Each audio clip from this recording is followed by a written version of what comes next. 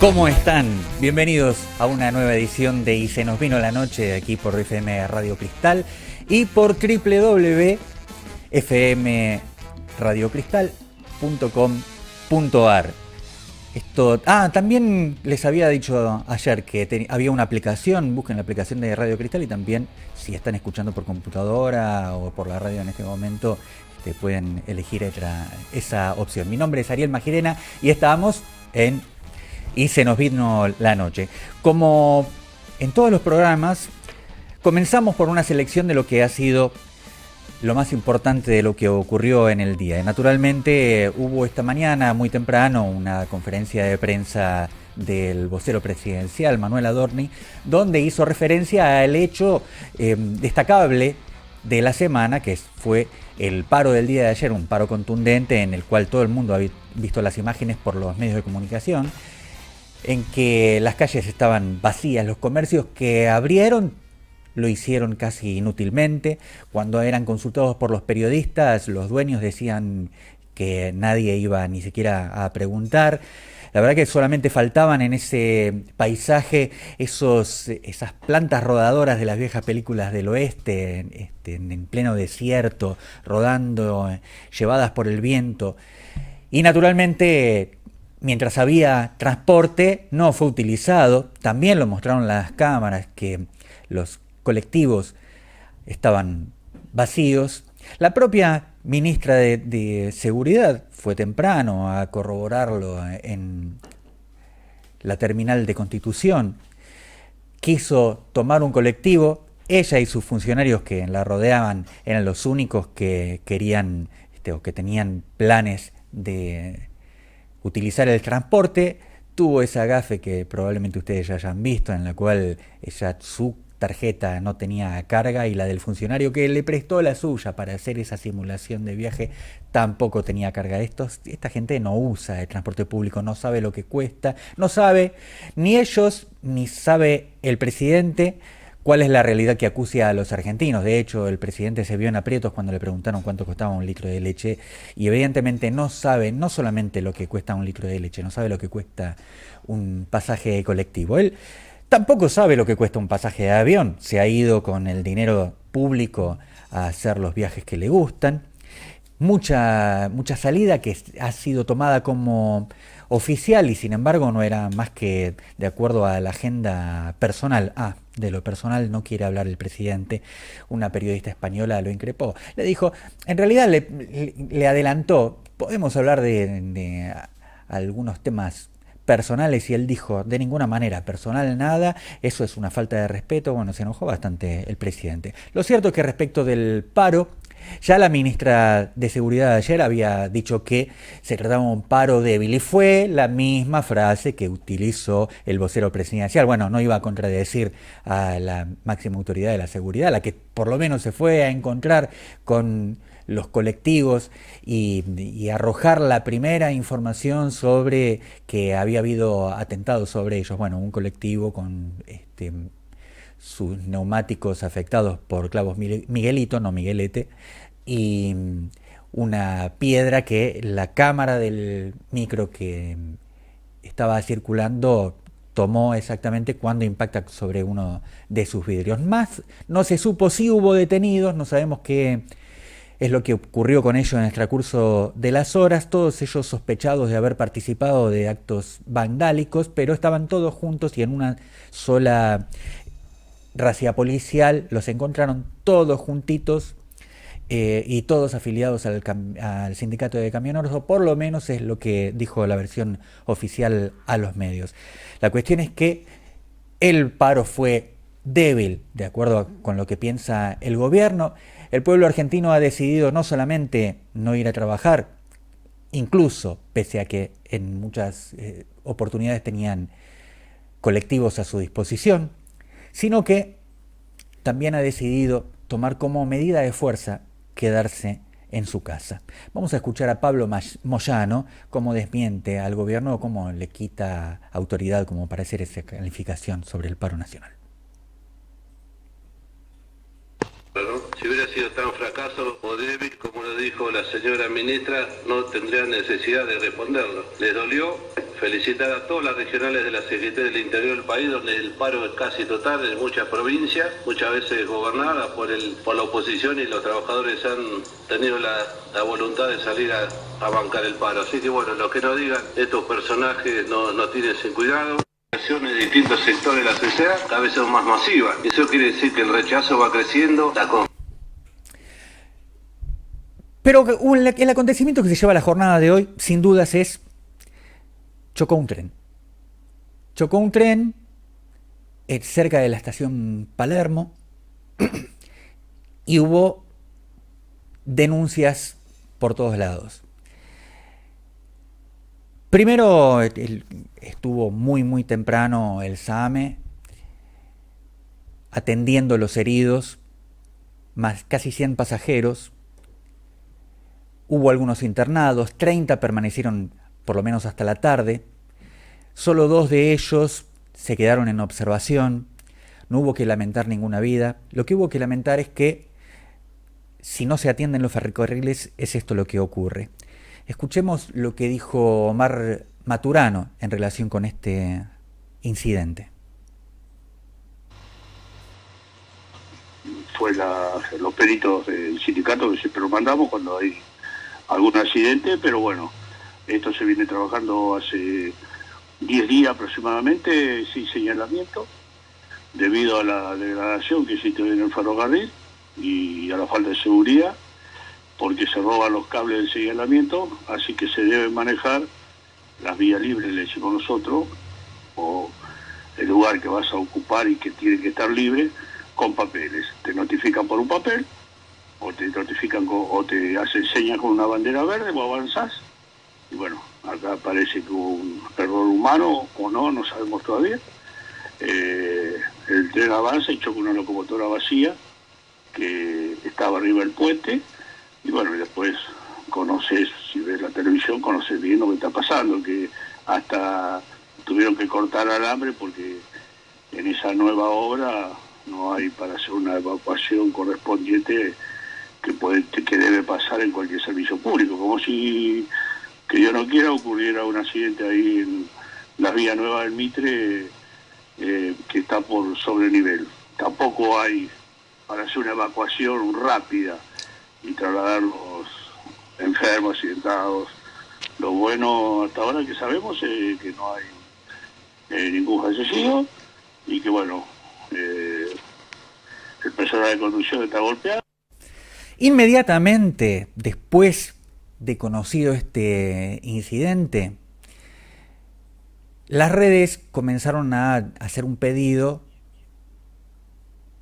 de que se privaticen los ferrocarriles. La última vez que hubo un accidente de estas características, los ferrocarriles eran privados. No sé si se acuerdan del incidente en la estación 11. 54 personas muertas. La solución no pasa por la administración. El Estado, cuando no vigila, y por eso hubo imputados y detenidos, hubo presos por el incidente de 11,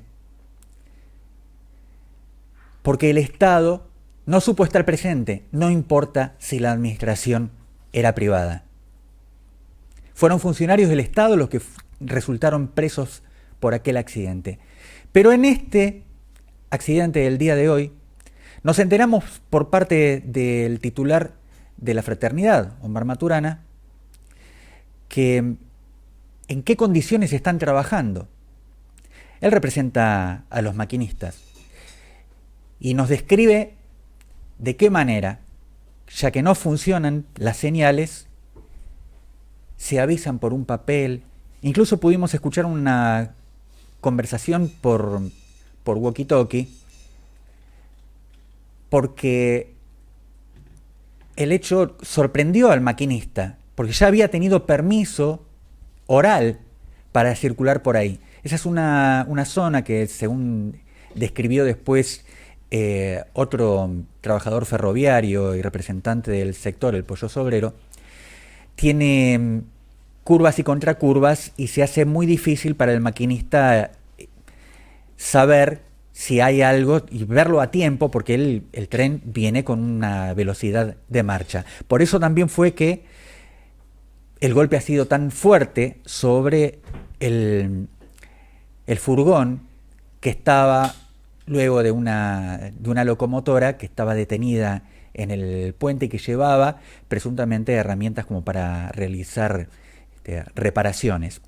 Lo cierto es que desde la asunción de Javier Milei se suspendieron pagos a las empresas privadas que se ocupan de la mantención del ferrocarril y además se ha relajado la vigilancia porque participan dos elementos: la desatención del material ferroviario, por una parte, para ahorrar lo que no se gastó en mantener el material ferroviario, se gastó hoy con este accidente, probablemente más porque además el Estado se va a ver amenazado por juicios, por lesiones que casi 100 pasajeros sufrieron hoy.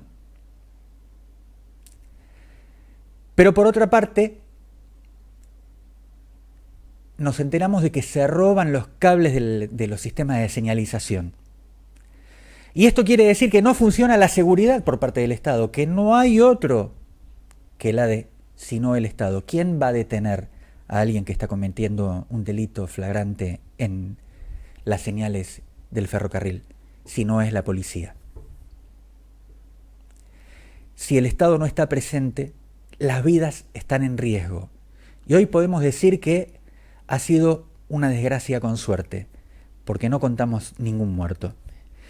Pero hay una responsabilidad que la señala el mencionado dirigente ferroviario Pollo Sobrero. Vamos a escucharlo a él.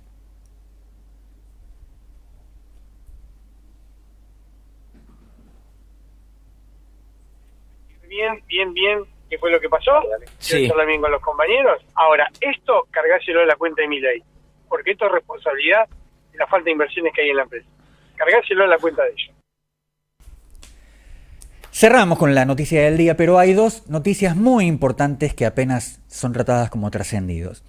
La primera es que mientras el paro general, que al gobierno le parece tan nimio, a la justicia no le parece tanto, porque de hecho se reunió el juzgado número 69 de la justicia laboral y ratificó la nulidad del capítulo laboral del decreto 7023. El mismo decreto que además fue por completo anulado por el Congreso, por el Senado, y necesita que lo mismo ocurra con el Congreso. Pero por lo pronto la justicia ya tiene un fallo definitivo y un fallo de ratificación de que el capítulo laboral, o sea, los derechos laborales, no deberían ser tocados. Veamos qué pasa con esta insistencia a través de la ley bases. El otro dato sobresaliente del día es que trascendió el contacto oficial del Fondo Monetario Internacional con las empresas que se vieron afectadas por la falta de pagos del gobierno de Milei, especialmente las distribuidoras eléctricas o las generadoras de energía. El Fondo Monetario Internacional está queriendo saber si este presunto superávit que Milei sostiene que ha conseguido se está consiguiendo en base a deuda. Tengamos en cuenta que para cumplir con una de sus promesas principales de campaña, Milei está pidiéndole a quien pudiera que le preste 15.000 millones de dólares para levantar el cepo. La cuestión es que ya lo hemos visto incluso casi rogando y entregando a la Argentina a quien quisiera hacer lo que quisiera con ella, como aquel padre que ofrece en prostitución a su hija quinceañera. Y en esta ocasión preocupa, mientras el ministro de Economía, Luis Caputo, va por el mundo tratando de colocar deuda nueva para poder hacerse de ese dinero que, cuando él ya estuvo en condiciones de negociar financieramente a la Argentina, ya hemos visto cuál es el resultado. ingresan los dólares y se fugan los dólares. Durante los años del kirchnerismo eso no estaba habilitado, había un límite, incluso había un límite para retirar o para comprar dólares para los ahorristas, un límite que era un cepo que denunciaban el macrismo, que era de $2.500 mensuales. El macrismo se va dejando $200 mensuales de cepo que el gobierno Fernández abrazó con toda la fuerza que tuvo para evitar esa sangría, sin embargo creando un nuevo instrumento de deuda a través de varios recursos que también había utilizado el macrismo, logrando lo que todos sabemos: un aumento de la deuda y una profundización de la crisis de deuda que efectivamente Milei hereda, pero que trata de paliar con los mismos métodos y de una manera en la que se vuelve maldita. Hoy, virtualmente, el mercado paralelo del dólar, que alguna vez el kirchnerismo llamó un kiosco mínimo, uno que no mide y no habría que darle ninguna prerrogativa, ninguna importancia, hoy está dominado por los que están interesados en mantenerlo planchado, y efectivamente hace meses que los precios suben, los precios del consumo cotidiano suben mientras el dólar se mantiene medianamente estable. El resultado también lo sabemos. Los países vecinos que venían a comprar mercaderías a la Argentina hoy advierten que las mercaderías argentinas están más caras que en sus propios países y que pagamos por los alimentos lo que pagan las ciudades más importantes del mundo. Un despropósito que niega tanto a Cristina, que dice los precios están ligados con el dólar, como a Milei, que dice los precios y la inflación están ligadas con la impresión de dinero, con el largar al mercado dinero, cosa que desde que él ha asumido no ha ocurrido. Así que nos encontramos frente a un escenario que revela lo que alguna vez había denunciado el expresidente del Banco Provincia, Arturo Jaureche, y el expresidente de la Nación, Juan Domingo Perón, cuando dijeron que la economía nunca ha sido libre y la manejan las corporaciones en detrimento de los pueblos, o la maneja el Estado en su beneficio. Si Dani Martín me regala una cortinita, pasamos al siguiente tema.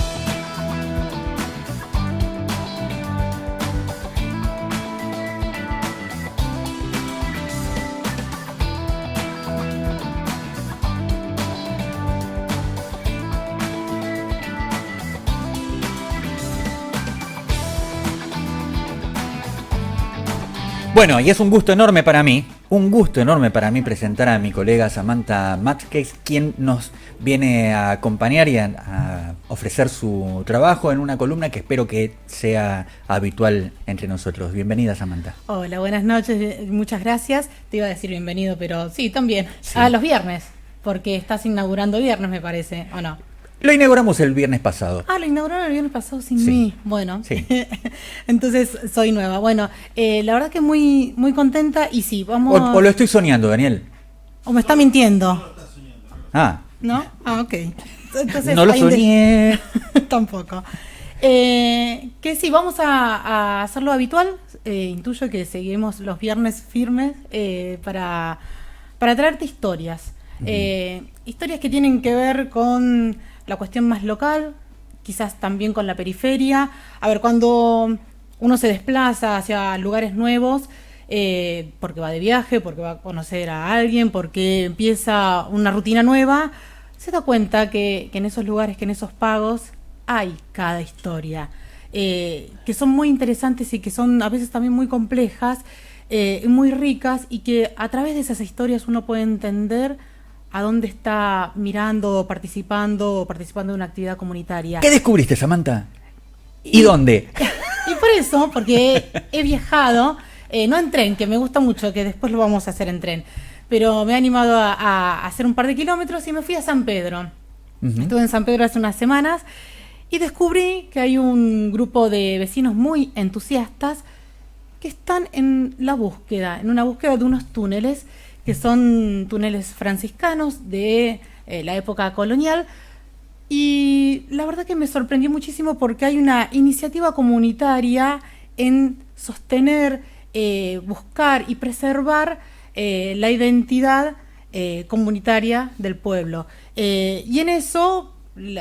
¿Pero son vecinos, son arqueólogos, son vecinos entusiastas, muy entusiastas, y que se han transformado muchos de ellos en arqueólogos, en paleontólogos, aficionados de manera autodidacta, que han construido mucho, como por ejemplo el Museo Paleontológico fue la creación de estos vecinos entusiastas, en las que uno de ellos, José Luis Aguilar, se transformó en el miembro fundador del Grupo Conservacionista de Fósiles y también del Museo Paleontológico de San Pedro, que ya tiene más de 21 años de carrera y que ha empezado a iniciar toda una serie de actividades culturales y circuitos culturales y sociales, que ha sido por la iniciativa de los vecinos, que muy entusiasmados con la idea empezaron a pergeñar formas y romper también un poco la burocracia para poder encontrar en esta búsqueda.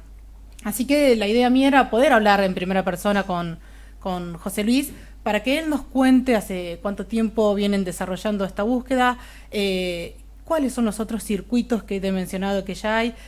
Hay un encuentro de túneles, que se lo llama el Paseo de los Túneles en San Pedro, pero que tiene que ver más con una iniciativa privada y que es más de una fábrica y los escapes de gases, que no tienen que ver tanto con la posibilidad de encontrar túneles franciscanos, a los que posiblemente el rol que cumplían eran de escape o de encuentro o de una ruta de salvataje, en el caso de ya sea invasión o algún riesgo que pudieran ocurrir.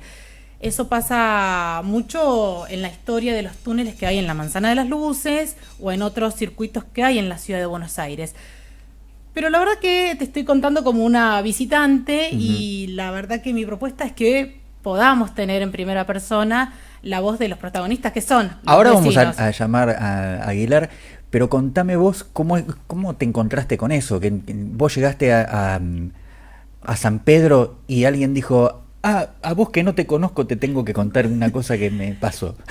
Algo parecido. En realidad fui a visitar a una vieja amiga que hace muchísimo tiempo no nos veíamos, y ella con su padre, o sea, Lucía Noceda, con su padre son partes del grupo de entusiastas que están llevando adelante esta iniciativa hace muchos años, y yo llego en el momento en que se están produciendo las excavaciones. Por eso es noticia en San Pedro, o sea, se publica en los medios locales, en el diario, en la radio, hay un seguimiento de la noticia, se lo desarrolla, se lo establece, y estaban sucediendo en este momento, o sea, en ese momento que yo fui estaban sucediendo las excavaciones.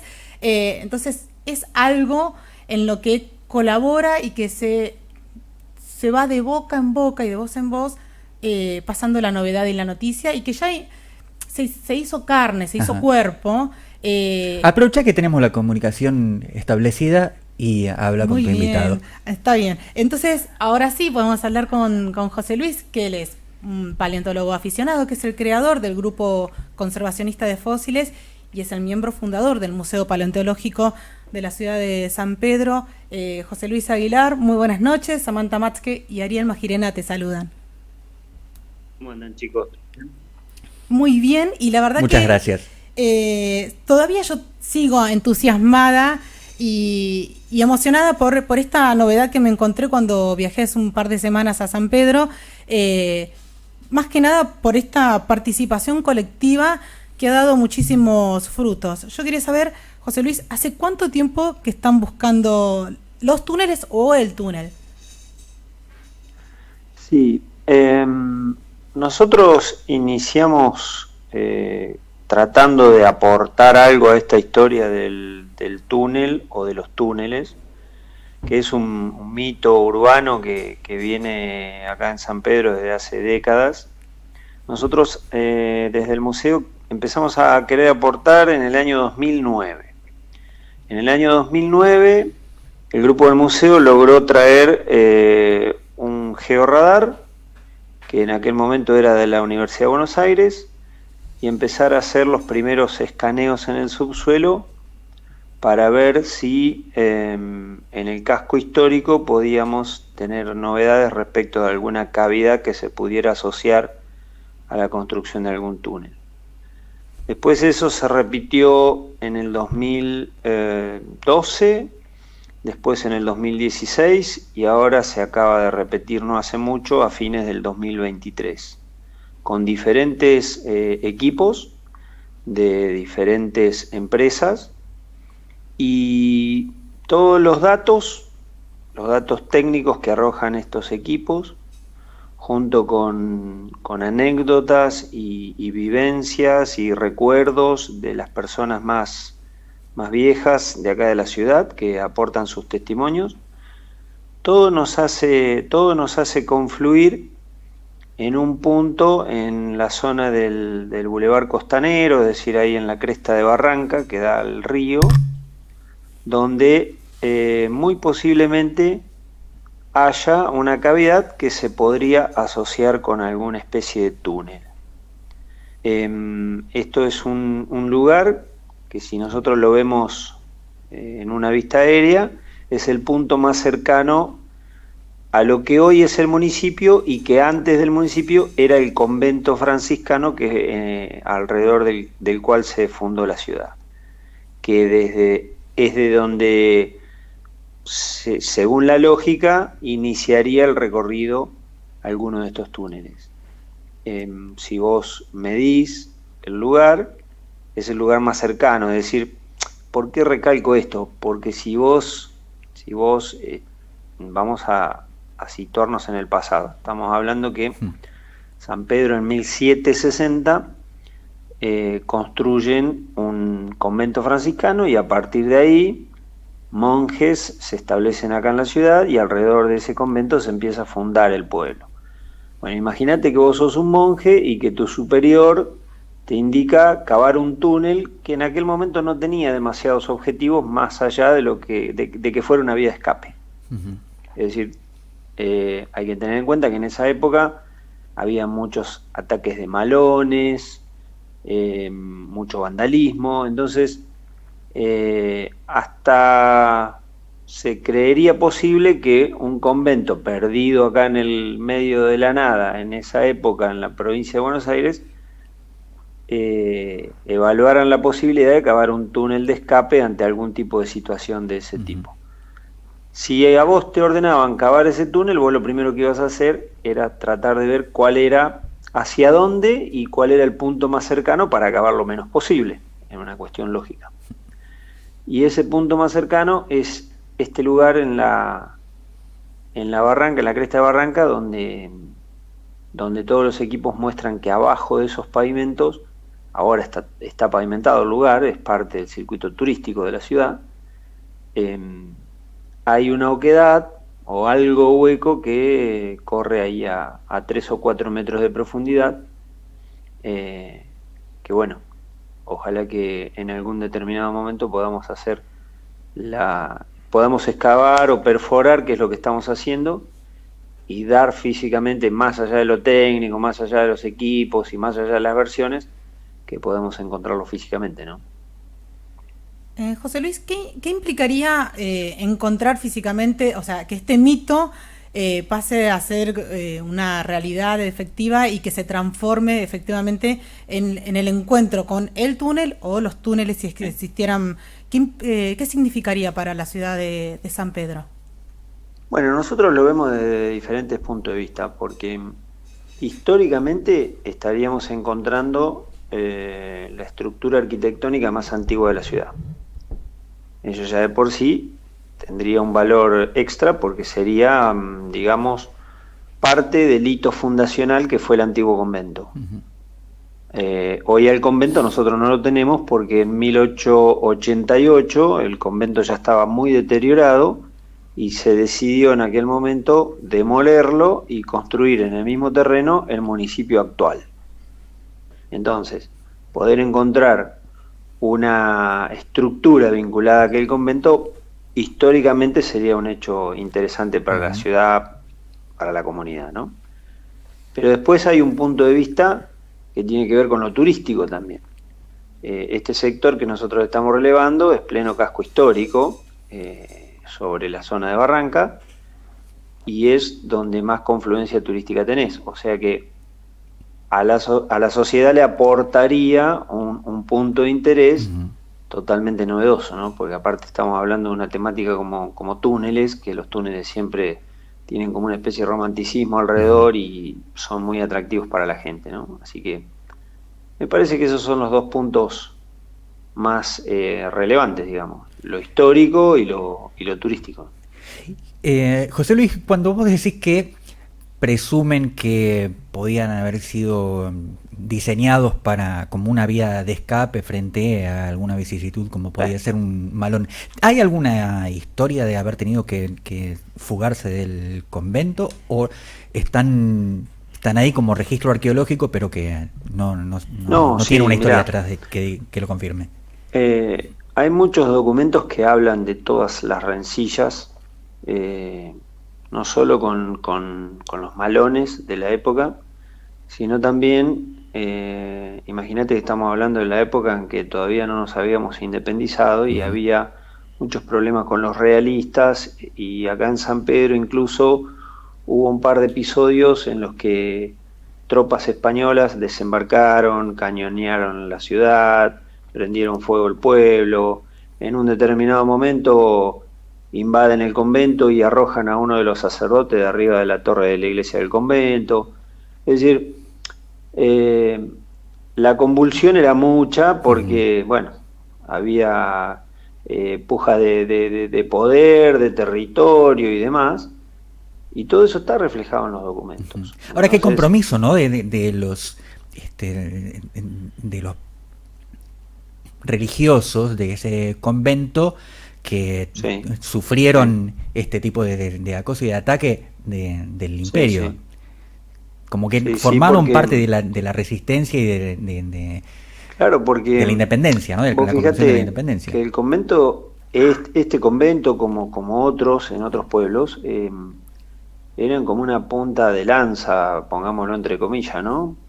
Para tratar de llevar la cultura y demás a lugares donde era territorio prácticamente virgen, ¿no? Estamos hablando de mitad del siglo XVIII. Cuando se decide crear el convento de acá de San Pedro era 1748. Hay una cédula del rey de España en ese momento donde decide la creación de un convento acá en San Pedro. Se tarda 10 años, 12 años en terminarlo, en armarlo, terminarlo, y imagínate que todas estas personas incluso vivían hasta de la limosna de los vecinos que se iban poblando alrededor del convento, ¿no? Era un grupo de sacerdotes que yo en lo personal, esto es una opinión personal, creo que es gente que la ha pasado muy mal para tratar de tener una misión evangelizadora acá en la zona, ¿no? José Luis, a mí lo que más me causó satisfacción de esta historia es el compromiso, ¿no?, de los vecinos que llevan durante tantos años atrás hoy es un mito que se sostiene a través de testimonios de personas mayores, de hechos concretos que nos acabas de relatar, pero a mí me pareció fundamental de esta historia, más allá del posible hallazgo que puede implicar beneficios para la ciudad de San Pedro, es el compromiso comunal y cómo se sostiene durante tantos años el entusiasmo, las ganas.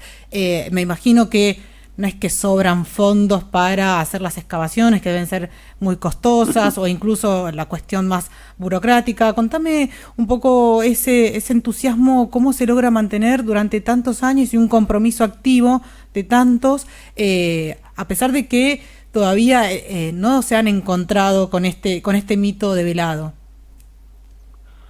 Mira, yo creo que tiene mucho que ver con la historia nuestra como grupo. El grupo conservacionista de fósiles se crea allá por el año 98 con el hallazgo de un primer fósil, y a partir de ahí toda una colección y demás que termina fundando el Museo Paleontológico de San Pedro. Pero este grupo ha incursionado en cosas que tienen que ver con la historia, con arqueología naval y demás de toda nuestra zona, la batalla de Vuelta de Obligado, la recuperación de objetos. Y vos sabés que yo lo digo hasta con orgullo, ¿no? Porque soy parte de este grupo. Creo que hay un entusiasmo que se ha ido contagiando en los vecinos. Y hoy no es solamente este tema el que hace que los vecinos aporten datos, que les interese ver los avances, que sigan las noticias a ver cómo va la cosa, sino que con otros temas participan con el museo, te acercan materiales. Por ejemplo, con la parte paleontológica nosotros tenemos un excelente vínculo con todas las empresas que tienen canteras en la zona donde se extrae tosca, donde tenés posibilidad de encontrar fósiles. Si aparece algo, te llaman automáticamente. Incluso hay empresas que te aportan maquinaria para que el trabajo sea más liviano. Los vecinos, cuando hay un objeto histórico, siempre referencian al museo y lo acercan para ver de qué se trata y lo quieren dejar en guarda del museo. Me parece que se ha logrado, o se sigue logrando, como una simbiosis con la sociedad, porque también ha sido un objetivo del mismo grupo del museo, ¿no? El hecho de hacerle entender a la gente, al vecino en general, que todos somos los dueños del patrimonio cultural de cada una de las ciudades, ¿no? Entonces, entre todos lo tenemos que cuidar, y entre todos tenemos que aprender de los materiales que vamos aportando a los museos. Los museos son guardianes del patrimonio cultural. Entonces, que la gente comprenda eso y lo sienta en carne propia hace más fácil la cuestión, ¿no? Yo me quedo pensando, José Luis, la trascendencia histórica que esto tiene. Por lo pronto, porque la vida es corta y uno no trasciende si no es a través de la comunidad. Y que los sanpedrinos estén ocupándose de este rescate histórico es algo que tenemos que agradecer al resto de los argentinos, sobre todo después de esta anécdota que me contás, en la cual había dos expresiones de la misma colonización que estaban tan enfrentadas que los que llegaban para apropiarse o con el fin de obtener algún tipo de beneficio material, se encontraron con aquellos que venían a ofrecer, en todo caso, beneficios espirituales, y que los resistieron, y que San Pedro haya sido además una de las puntas importantes de la gesta soberana de la Argentina. El hecho de que ustedes se preocupen por recuperar esos elementos y que esté en la conciencia de los sanpedrinos ese momento tan crucial de la historia, nos sirve a todos.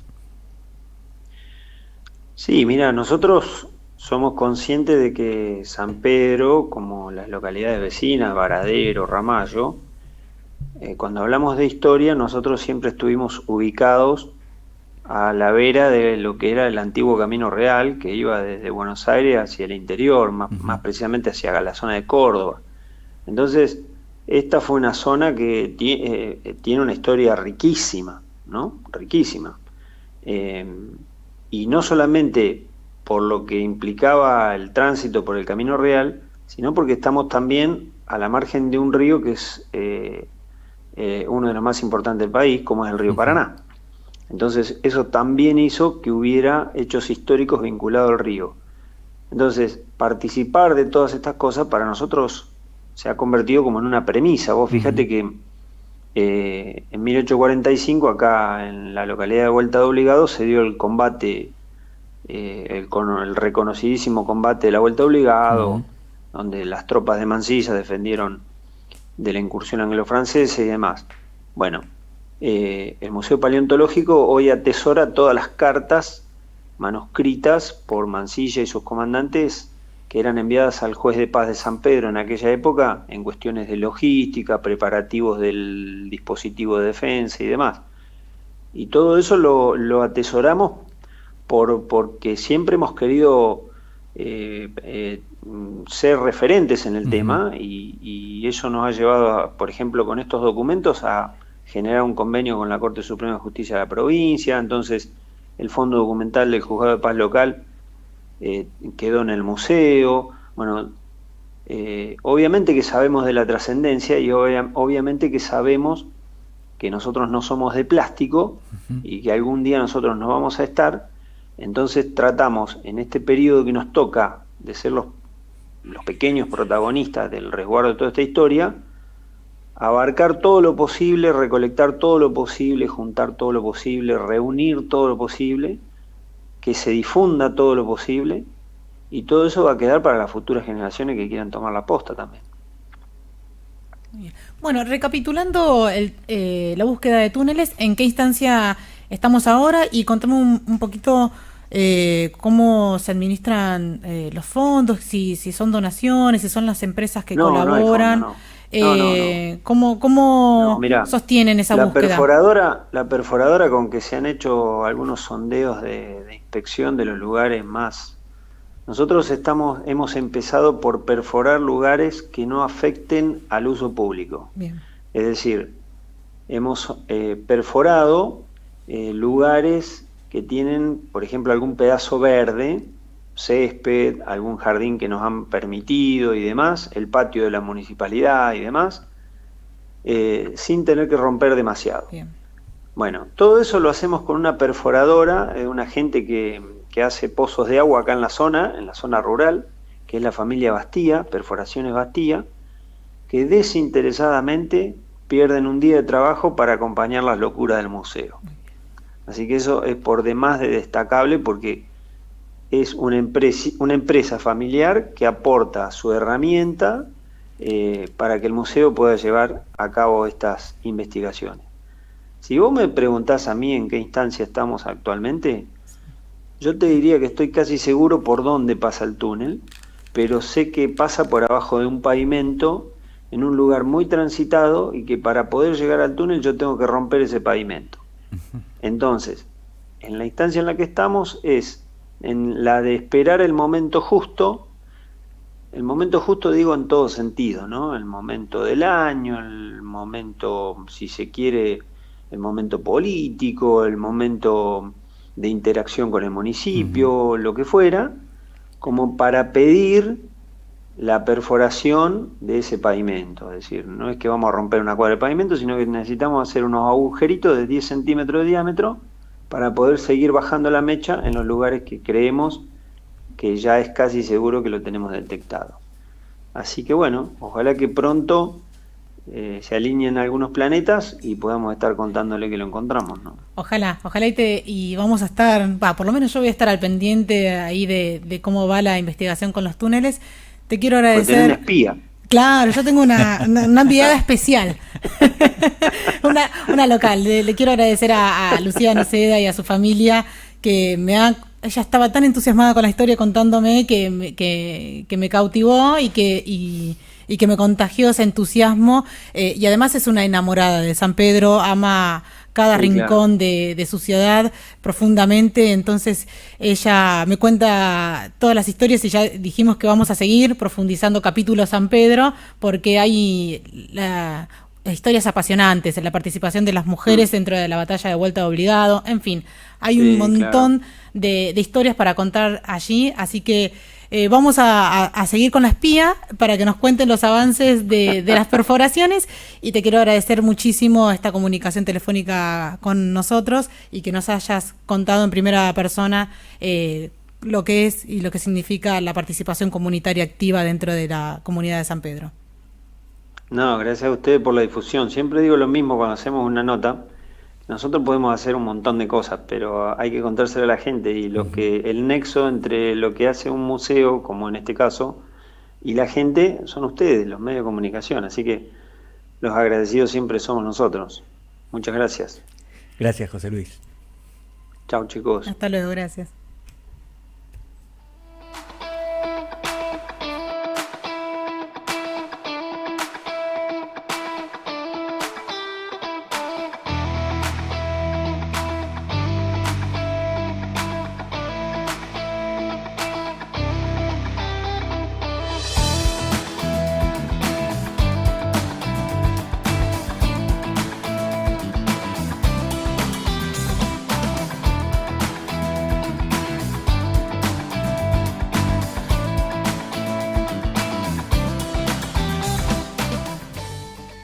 Bueno, somos también ese lugar al que pertenecemos, ¿no es cierto? Si es metáfora o si es realidad que estamos hechos de la tierra, estoy seguro de que Dios ha tomado ese puñadito de tierra de cada lugar para ponerlo en esa célula de la cual nosotros fuimos creciendo. Y eso es lo que nos liga. Incluso existe un mito tan poderoso, el mito de Teseo, que solamente era vulnerado lejos de su tierra, porque cuanto más lo doblegaban, al caer a la tierra, su tierra lo cargaba de energía y era prácticamente inmortal.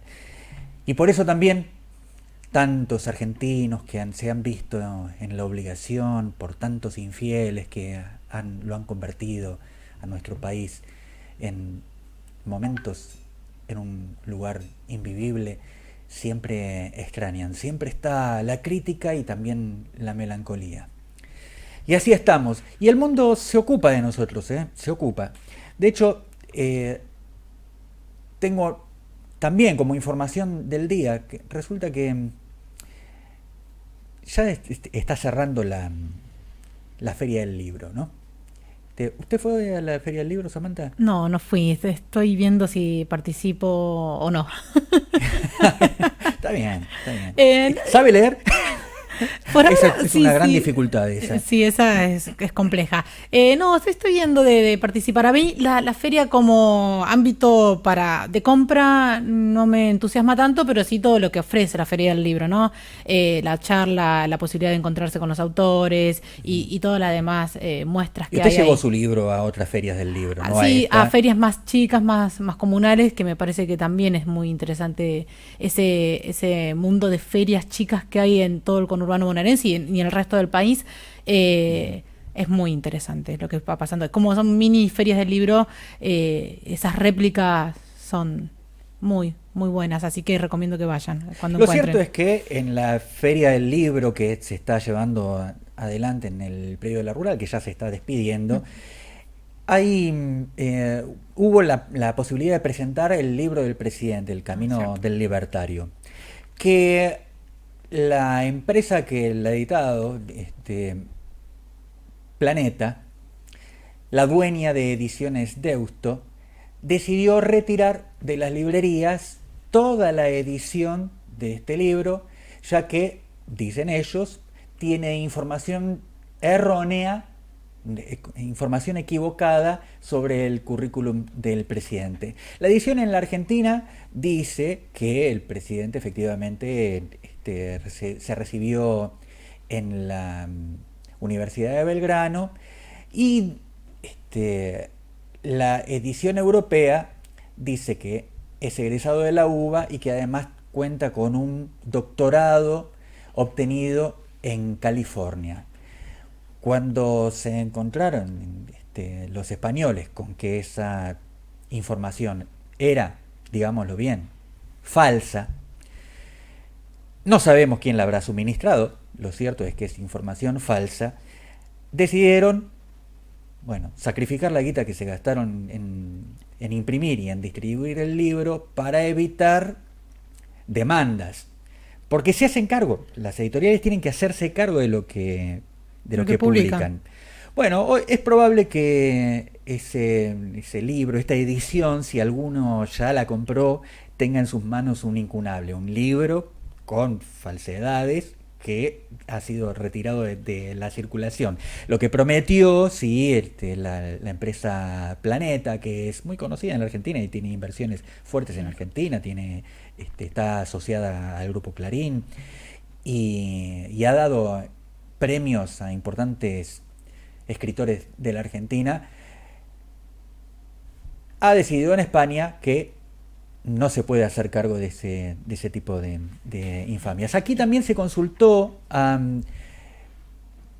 Bertie Venegas Lynch, el amigo y admirado por el presidente, que le dio un doctorado honoris causa de su instituto universitario. No es una universidad, es un instituto de formación universitaria que le ha dado un doctorado honoris causa. Fue consultado el propio Bertie sobre qué significa ese doctorado y dijo que es una mención honorífica que no implica ningún título de grado y que sería muy equivocado que alguien se hiciese llamar doctor por tener un doctorado honoris causa. En realidad es un premio, un reconocimiento que hace una institución con alguien, ¿no? Cosas que tenemos que... Bertie lo consideró controversial. Es controversial declararse doctor si uno no tiene ese título de grado. Lo que nos sigue llamando la atención es que el presidente se hace presentar como doctor Javier Milei, ¿no? ¿Se acuerda cuando hubo esa polémica en torno de el título de la presidenta Cristina Fernández, que fue saldado luego incluso en la justicia, ¿no? Que se fueron presentados, la universidad que le dio su título presentó a requisitoria de la justicia los papeles correspondientes que comprobaban que sí, que efectivamente era abogada, cosa que nunca escuchamos por parte de la funcionaria aludida, porque le pareció que era un tema menor y que se trataba de un brulote.